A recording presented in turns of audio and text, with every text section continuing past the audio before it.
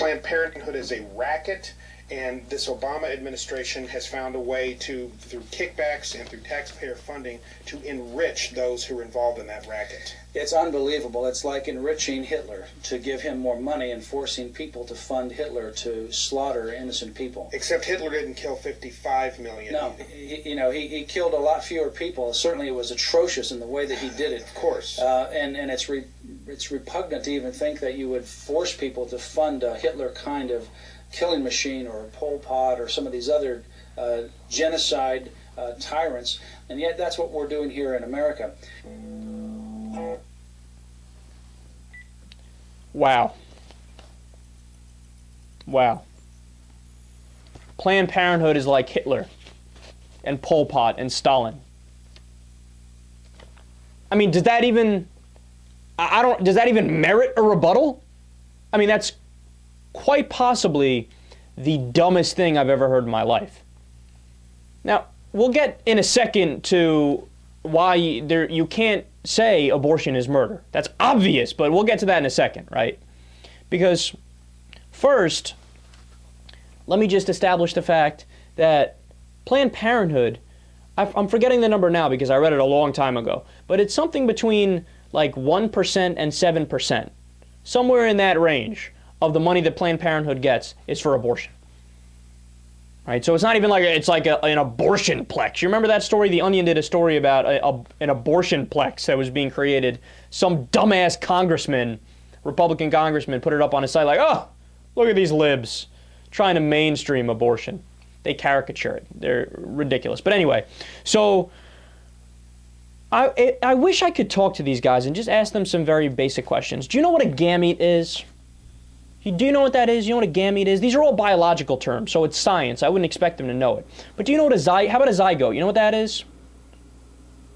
Or an embryo? I'm sure you've heard of an embryo, but you know what it is? You know what makes up an embryo? Or fetus? Do you know what any of those terms mean? Now, it's interesting. It's not like scientists looked at all these things and they said, well, that there human. That there human. That there person. Right? They didn't do that because they're not hillbilly redneck idiots like you are. They have different classifications for them because they are, by definition, different things.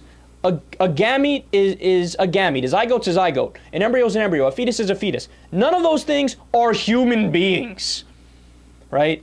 So, and look, you guys have heard me talk about abortion before. I'm not an absolutist in the sense that I say, look, there's no such thing as drawing a sane line at a reasonable place and saying, okay, after this line here, only for life of the mother or, you know, incest or rape, right?